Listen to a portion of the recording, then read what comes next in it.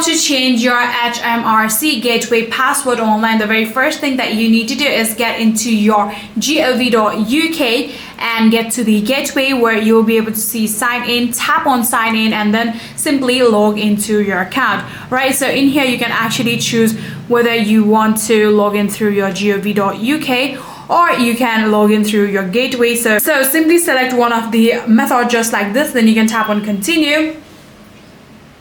And then in here, simply write down your 12-digit user ID. And then from there, you'll actually be able to, write in the password and log into your account.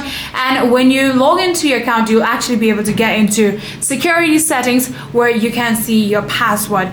So if you get into security settings and tap on password, here you'll actually be able to see the option of change password. Tap on that one, then you can input all of your required details. And when you tap on save, just like that, you will successfully be able to change your HMRC Gateway password online. So yeah, that's it. If you guys do have any further queries, then please let me know in the comment section down below, or else that will be it for this video.